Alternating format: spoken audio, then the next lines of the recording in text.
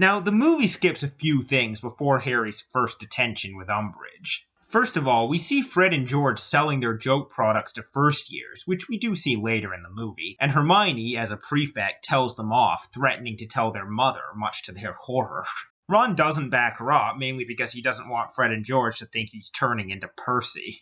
We also see Hermione place 2 badly knitted hats in the common room, which she claims are for the house elves. Basically, she wants to trick them into picking them up so they'll be set free, whether they want it or not. She does this several times throughout the book, and the hats do go missing, but as we eventually learn, Dobby has been taking them all, as the other house elves found them insulting, to the point that they stopped coming to clean Gryffindor Tower. As I mentioned in the last video, Hermione's crusade for elf rights is something I'm more than fine with the movies cutting. We see a Care of Magical Creatures class with Professor Grubbly-Plank about little wooden pixie-like creatures called bowtruckles. As we got a hint of in the last book, Professor Grubbly-Plank is actually a far better teacher than Hagrid. Not that Harry would ever admit that. He's actually kind of pissed off about it. Of course, Malfoy mocks Hagrid during the class, angering Harry further, but also worrying him when he hints he knows where Hagrid is and that something bad may have happened to him. After this class, Harry is approached by a couple students who tell them they believe him about Voldemort. The first is Luna, whose support he's not exactly reassured by, given that she believes a lot of unusual things. Hermione actually ridicules her beliefs in front of her, which actually makes Luna angry. We can clearly see that these two have complete opposite personalities. Luna is very open-minded and willing to believe in almost anything, whereas Hermione is very logical and rigid and needs proof to believe in most things. The other student who tells Harry they believe him is Ernie Macmillan, whose support Harry is significantly more reassured by. Ernie says that he and his family have always stood behind Dumbledore 100%, but I won't lie, there's a very cynical part of me that can't help but suspect that the real reason is because he's been wrong about Harry twice and just doesn't want to be on the wrong side again. Later, Harry is approached by a furious Angelina because one of his detentions with Umbridge falls during their Quidditch trials to find a new keeper. She demands that he persuade Umbridge to change the time and date of the detention and storms off. And then we get this funny line from Harry. You know what? I think we better check with Podmore United whether Oliver Wood's been killed during a training session, because Angelina seems to be channeling his spirit. Harry does ask Umbridge if she can change the time of that detention, but she, obviously with great enjoyment, refuses. You shouldn't have asked her that, Harry. You just gave her one more thing to be smug about. So yeah, Harry's detentions with Umbridge. While we've already kind of hated her, this is where we truly see just how sick and twisted she really is, as she makes Harry write lines, which is already evil enough, using a magical quill that also carves the words into the back of his hand each time he writes them. I don't even have the words to describe how effed up that is. And to make it worse, the movie adds this line. Because you know, deep down, you deserve to be punished. What a bitch! Harry's internal dialogue even mentions that he might end up hating her more than Snape. Now, the movie only shows us one detention, but in the book, Harry has to take it every evening of the week. He doesn't tell Ron, Hermione, or anyone else about the blood quill at first, partly because he doesn't want them to freak out, but also because he doesn't want to give Umbridge the satisfaction of hearing that he complained. Ron and Hermione do find out on their own, but at Harry's request, they keep quiet. Something interesting does happen in his last detention, however, which is not shown in the movie. His scar burns as Umbridge takes his hand to look at the message carved into it, and it's also accompanied by a leaping sensation in his stomach. Harry wonders for a bit whether Voldemort is somehow possessing Umbridge like he did Quirrell, but in reality it was just a coincidence that his scar hurt when Umbridge touched him. Once again, it was because of Voldemort's emotions. But this time, incredible joy rather than anger.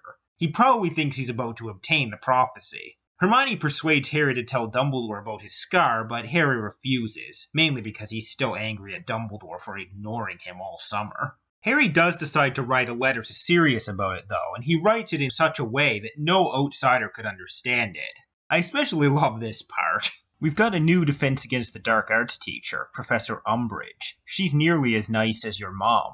In the Owlery, after sending the letter, he meets Cho, who's there to send her mother a birthday present. For the first time this year, he doesn't embarrass himself in front of her. She insults Umbridge for giving Harry detention, and even says he was brave to stand up to her. They then get interrupted by Filch, who says he got a tip-off that Harry is placing an order for a bunch of dung bombs and demands to see Harry's letter, which fortunately he's already sent. Harry denies the accusation, and Cho stands up for him. We later learn that Umbridge was the one who tipped Filch off so she could have an excuse to read Harry's mail. One other thing to mention here is that Ron ends up becoming the new keeper on the Gryffindor Quidditch team, though Angelina admits there were two others who did better than him, but since they were both either unreliable or insufferable, she went with Ron.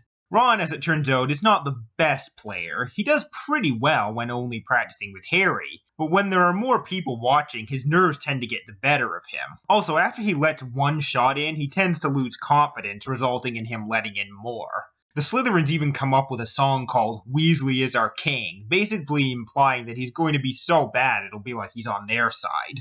During breakfast one morning, the trio see an article in the Daily Prophet saying that Sirius Black has been sighted in London.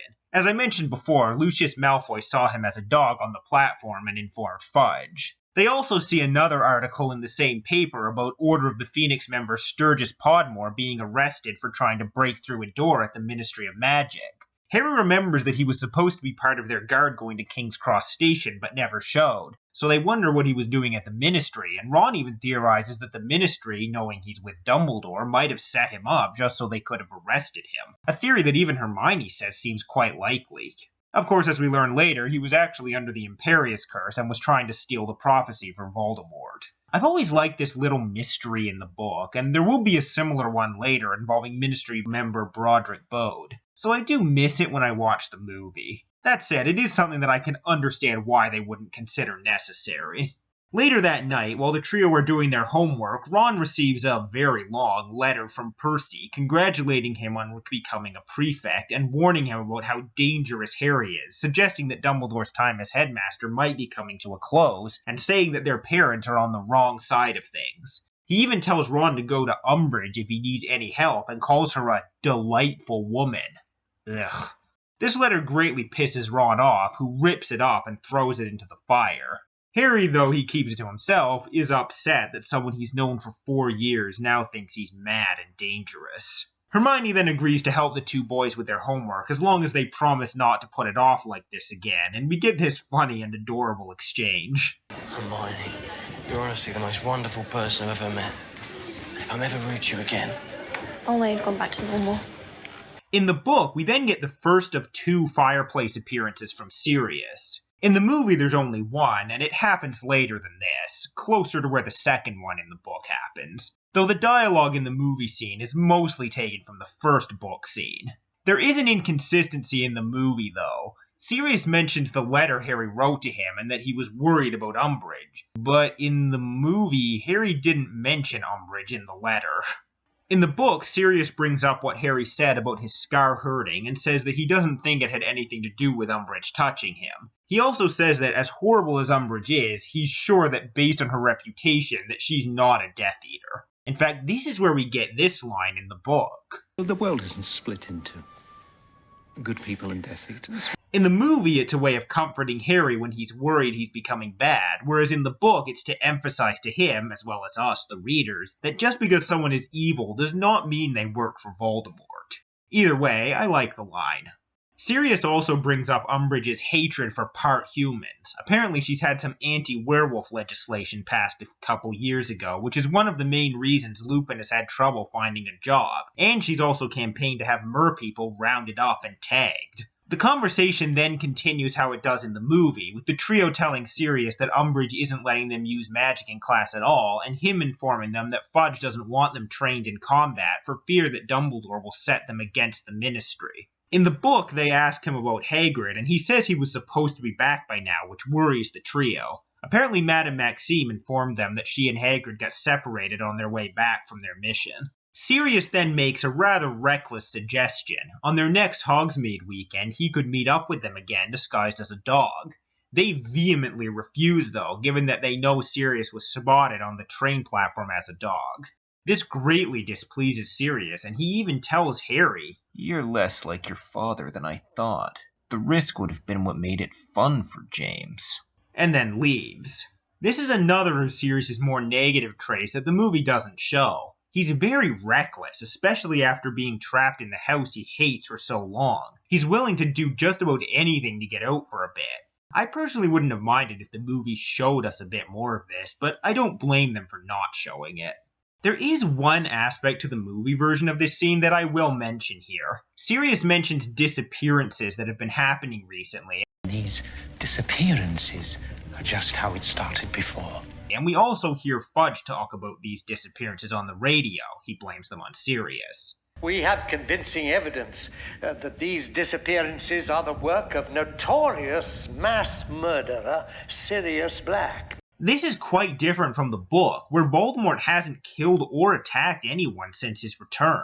His priority right now is to retrieve the prophecy from the Department of Mysteries, and he's acting in the shadows, taking advantage of the Ministry's short-sightedness to do so.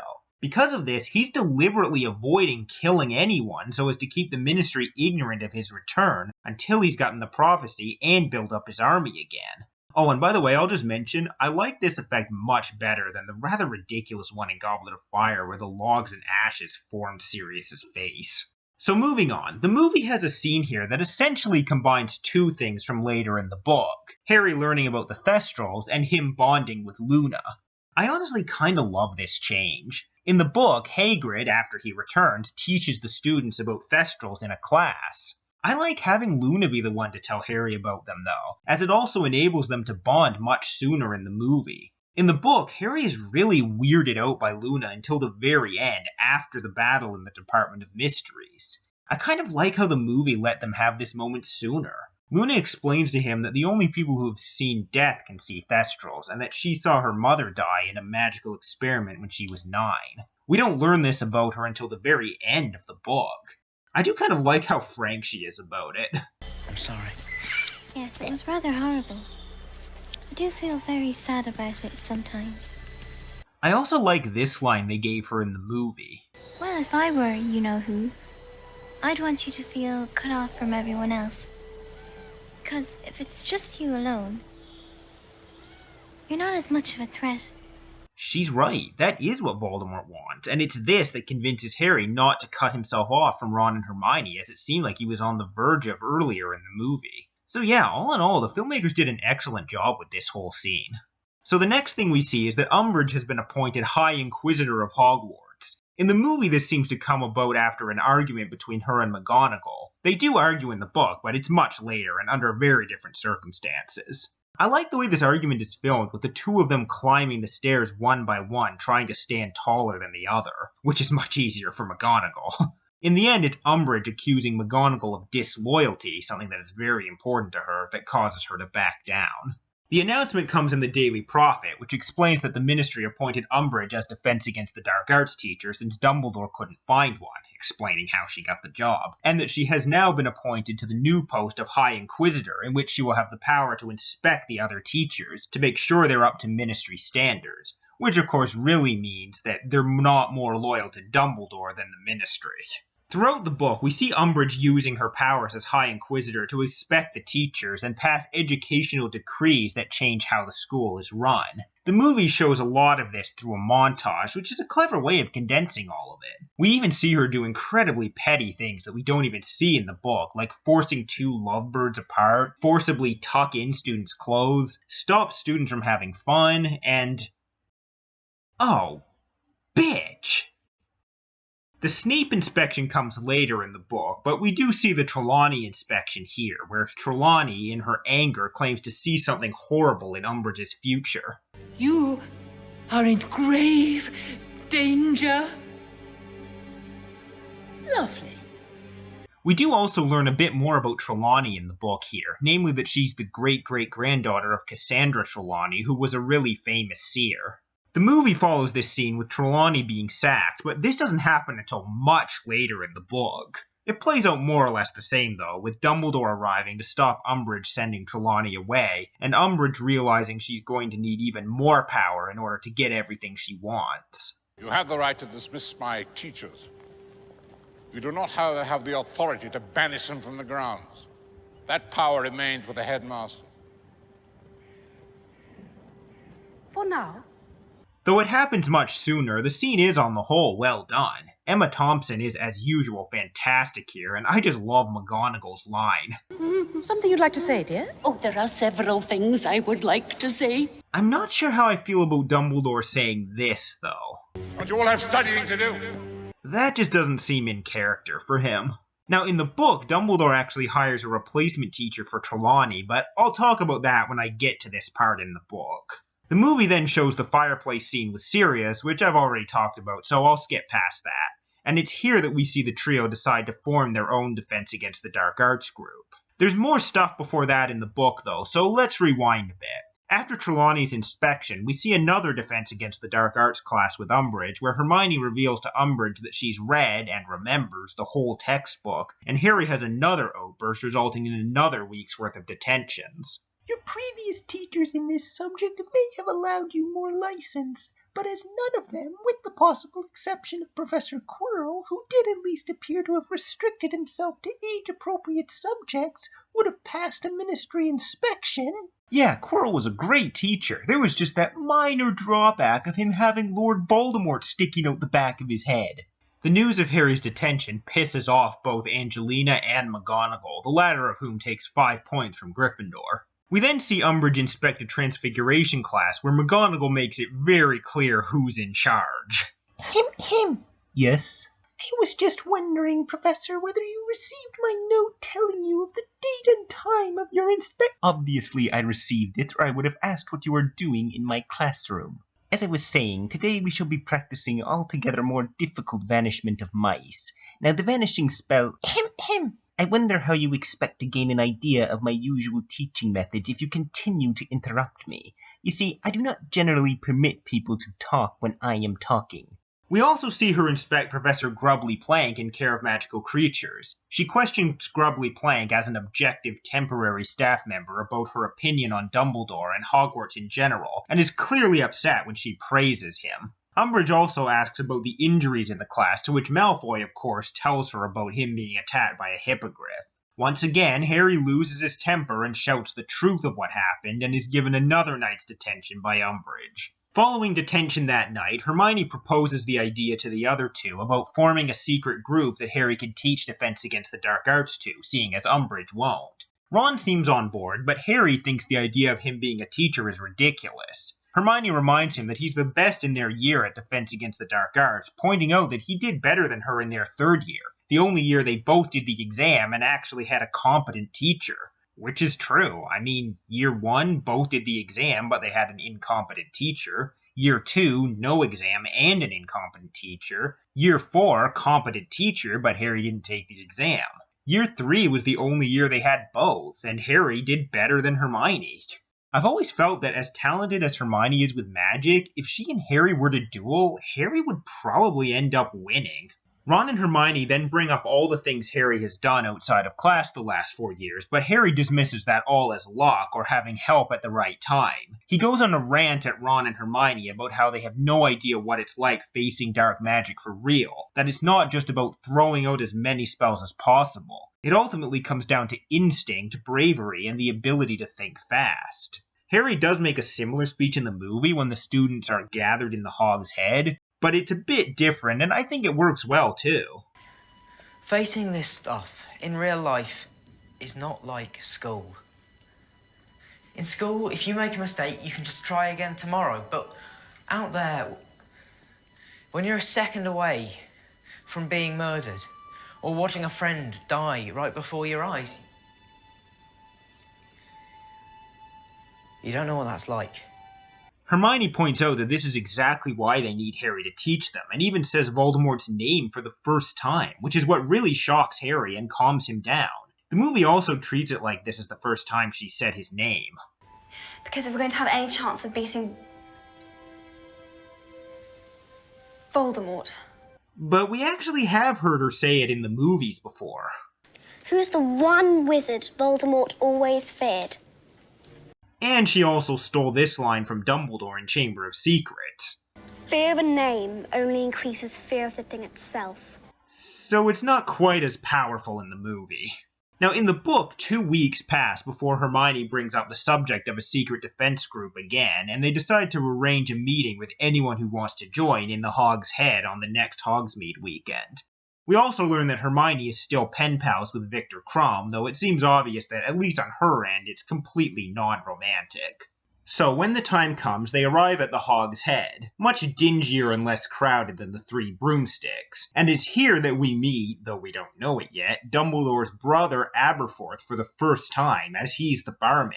In the movie, Aberforth just has a brief cameo as we see him walk off screen after his goat. They later recast him with Kieran Hines for Deathly Hallows. So a bunch of students arrive, and the book names them all. There's Fred and George Weasley, along with Lee Jordan, Neville, Dean, both Patil twins, and Lavender, who apparently came around, Ginny, Luna, and Cho. Cho also brought a friend, Marietta Edgecombe. Boy, would that turn out to be a mistake. The 3 Gryffindor chasers, Angelina, Alicia Spittet, and Katie Bell. Colin and Dennis Creevy, who the movies seem to have combined into this new character, Nigel. Ernie Macmillan, Justin Finch-Fletchley, Hannah Abbott, and Susan Bones. Anthony Goldstein, Michael Corner, and Terry Boot. They're Ravenclaws we haven't met before. And another new character named Zacharias Smith, who's a player on the Hufflepuff Quidditch team. He actually becomes a bit of a recurring character in the books, and he's rather unpleasant. He's the only negative representation Hufflepuff gets throughout the books.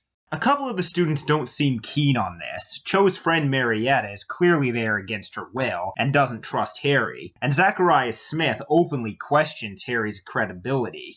We need a teacher. One who's had real experience defending themselves against the dark arts. Why? Why? Because you know who's back, you tosspot.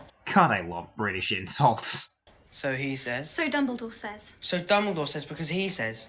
The point is, where's the proof? Ron in both versions seems to take a pretty instant and particular dislike towards Smith. Harry realizes that most of these students turned up mainly to hear about Cedric's death from him, and he tells them he has no desire to talk about it. None of them leave when he says that, though. Ernie Macmillan seems to be one of the more enthusiastic supporters of the whole idea, as he loudly asks why the Ministry would give them such a useless teacher in their Owl Year. The trio explain to him, as well as everyone else there, about Fudge's fears that Dumbledore's training the students as a private army. Everyone is shocked by this, except Luna, who claims that Fudge has his own private army of creatures called heliopaths. Hermione dismisses this, saying that heliopaths don't even exist, and the two get into another logical versus open-minded argument, which is only interrupted when Ginny imitates Umbridge's little cough, freaking everyone out. Hermione then has everyone in the group sign a piece of parchment, supposedly just to keep track of who was there. In reality, however, she put a spell on the parchment so that if anyone who signs it snitches on them, they'll grow pimples all over their face, in the shape of the word sneak. After the meeting, the trio talk about how it went, and I love this exchange the movie added. It's sort of exciting, isn't it? Breaking the rules. Who are you and what have you done with Hermione Granger? Also, after Hermione says, Cho couldn't take her eyes off you, could she? Just look at Ginny's pissed off face. Speaking of Ginny, something Hermione brings up in the book here is that Ginny is currently dating Michael Corner, one of the Ravenclaw students who attended the meeting. Ron is, of course, furious to hear this and instantly says he didn't like Michael Corner, despite the fact that he never even interacted with him. Harry, whose thoughts are all about Cho, doesn't have any reaction at all. When Ron says he thought Ginny liked Harry, Hermione tells him she grew out of that a while ago, hence why she's not so nervous around him anymore. As we learn in Half-Blood Prince, this is not actually true. In fact, it was Hermione who suggested to Ginny that she try to be more herself and less, I guess, fangirly around Harry if she wanted him to notice her. And yeah, there is a noticeable difference in Ginny starting in this book, as she's much more confident and fun-loving and has no patience for stupidity. She's no longer the shy, awkward girl we saw previously.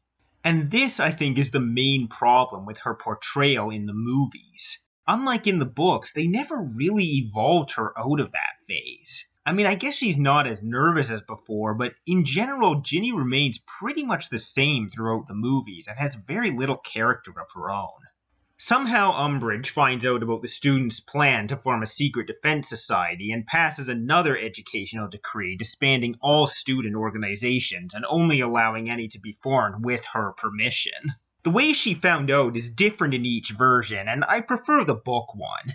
In the movie, she simply seems to hear the students talking about it as they enter the castle again, which makes the students seem a little foolish for talking about it so openly like that. In the book, though we don't learn of this until much later, they were overheard in the pub by one of the other patrons named Willie Wittershins, who incidentally was the criminal responsible for the regurgitating toilets Mr. Weasley was dealing with earlier, and he told Umbridge. Apparently the Ministry had let him off in exchange for him gathering information for them. I like this because it further demonstrates how corrupt the Ministry is, since they're willing to cut deals with petty criminals to get what they want. As we learn from Angelina, the restriction on student organizations even includes Quidditch teams, meaning they have to ask Umbridge's permission to reform the Gryffindor Quidditch team. As such, she begs Harry not to lose his temper with Umbridge again. Ultimately, she does allow them to reform the team, but she holds it over them for a good while, unlike the Slytherins who are allowed to reform theirs immediately. During a History of Magic class, Hedwig returns with a reply from Sirius, but she's injured, so Harry takes her to Professor Grubbly-Plank to be healed. At the staff room, he also meets Professor McGonagall, who, after deducing Harry sent a letter to Sirius, warns him that communication channels in and out of Hogwarts are being watched. As for what happened to Hedwig, as Hermione works out shortly, Umbridge attacked her so she could read Harry's mail. Her lie about dung bombs earlier didn't work, so she decided to forcibly take the reply from Hedwig and read it. So, now we can add animal cruelty to her list of crimes. Sirius's response simply says, "Today, same time, same place," of course meaning the fireplace in the Gryffindor common room. They go down to a potions class where Malfoy brags about how Umbridge allowed the Slytherin team to reform immediately and suggests that Harry will soon be sent to St. Mungo's hospital for brain damage. He does a cruel, mocking imitation of someone with brain damage, which enrages Neville, who charges at him. Harry and Ron have to hold him back. Obviously, because of what happened to his parents, this really struck a nerve with Neville. This is one of, if not the first time, we've seen Neville try to start a physical fight with someone. He's growing up? In this potions class is where we finally see Umbridge inspect Snape, and the movie pretty much showed this in condensed form. You applied first for the Defense Against the Dark Arts post, is that correct? Yes. But you were unsuccessful? Obviously.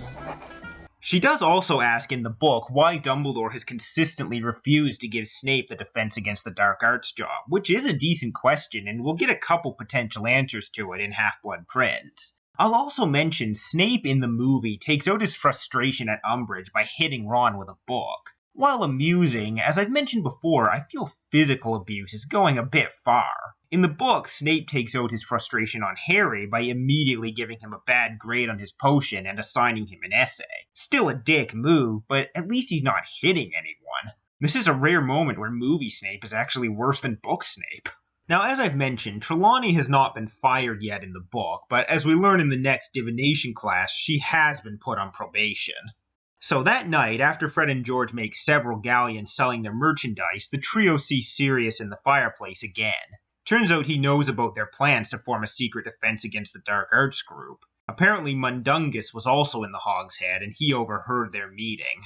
Sirius passes on a message from Mrs. Weasley, forbidding Ron to get involved in an illegal group, and advising Harry and Hermione not to as well. Sirius himself, however, blatantly encourages it. He suggests a couple places where they could meet, such as the Shrieking Shack, but Hermione shoots this down by pointing out that there are too many of them to get into the Shrieking Shack unnoticed. The conversation is suddenly cut short, however, as Umbridge's arm materializes in the fireplace and grabs at Sirius, who manages to leave just in time. It turns out Umbridge has been watching the Flu Network, so they can no longer use the fireplace to communicate with the Order. After this is where Hermione works out that Umbridge has been trying to read Harry's mail as well, first by accusing him of ordering dung bombs and then by attacking Hedwig. Bottom line, they're going to be very limited in how they communicate with people outside of Hogwarts. Hermione also seems to have developed doubts about their secret defense against the Dark Arts group, and oddly enough, it was Sirius's encouragement that gave her them. She seems to think, I believe accurately, that Sirius has become reckless since being stuck in Grimmauld Place for so long, and is therefore trying to live through them by persuading them to do stuff he would love to be doing. I've mentioned this before, but I personally find this aspect of Sirius interesting and wouldn't have minded seeing the movie showcase it a little bit more.